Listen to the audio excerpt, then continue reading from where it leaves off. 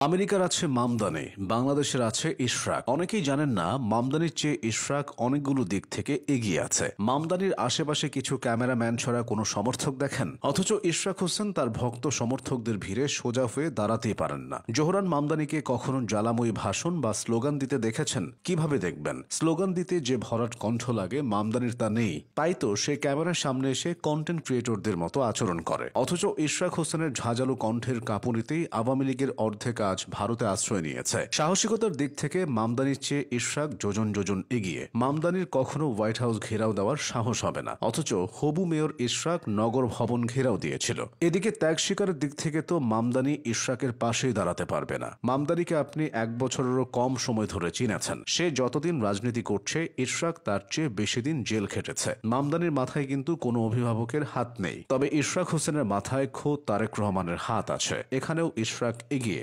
Mamdani mayor হয়েছে, অথচ তার কোনো প্রতীক নেই। ইশরাকের আছে গর্বের ধানের শীষ প্রতীক। শিক্ষা দীক্ষার দিক থেকেও মামদানির চেয়ে ইশরাক এগিয়ে। জোহরান মামদানির কি ইঞ্জিনিয়ারিং ডিগ্রি আছে? নেই, তবে ইশরাক হোসেনের আছে। এবার একটু বাহ্যিক ব্যাপারে নজর দেওয়া যাক। গভীরভাবে পর্যবেক্ষণ করলে বুঝবেন মামদানির চেয়ে ইশরাকের দাড়ি বেশি ঘন এবং চওড়া। মামদানি সানগ্লাস পরে না, ইশরাক হোসেন পরে। মামদানির প্রতিপক্ষ দল একটা, অথচ ইশরাকের প্রতিপক্ষ দুইটা, এনসিপি এবং আওয়ামী লীগ। সম্প্রতি ইশরাক হোসেন বিএনপি থেকে মনোনয়ন পেয়েছেন। তিনি ঢাকা 6 আসনের এমপি হতে পারেন। মামদানি কি তা পারবে? শুধু এই দুজন না, ঢাকা ও নিউ ইয়র্ক, দুই শহরের ভেতর ঢাকা শহরই কিন্তু এগিয়ে আছে। ঢাকা হলো রাজধানী, নিউ ইয়র্ক রাজধানী না, একটা শহর মাত্র।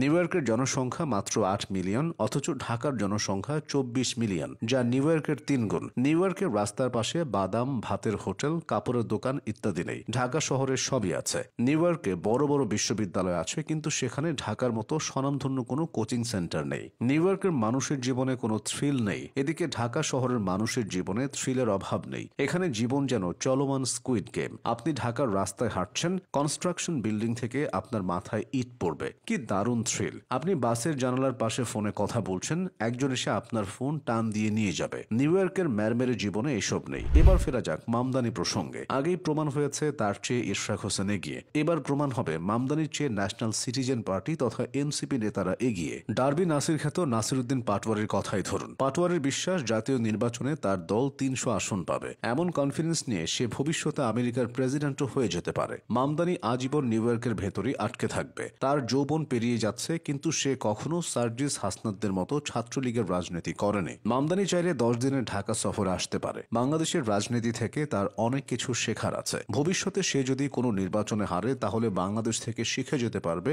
কিভাবে হারার ঠিক আগেই নির্বাচন বয়কট করতে হয়। তাছাড়া মামদানির মাধ্যমেই চাঁদার গ্লোবালাইজেশন হতে পারে। সে এসে দেখবে কিভাবে মুদি দোকান আর টেম্পু স্ট্যান্ডের মতো জায়গা থেকে লাখ লাখ টাকা চাঁদা উঠাতে হয়। তারপর নিউ ইয়র্ক ফিরে গিয়ে ম্যাকডোনাল্ডস, ওয়ালমার্ট এবং অ্যামাজনের মতো প্রতিষ্ঠান থেকে কোটি কোটি ডলার উঠাবে। তাছাড়া সে তো আজীবন মেয়র পদে থাকবে না। মেয়াদ শেষ হওয়ার পর যদি 16-17 বছর লন্ডনে এসে থাকা লাগে, তখন কিভাবে চলবে? চাঁদাই একমাত্র ভরসা। তাই বলা যায়, উজ্জ্বল ভবিষ্যৎ ও সফল রাজনৈতিক ক্যারিয়ারের জন্য মামদানির বাংলাদেশ সফরের বিকল্প নেই।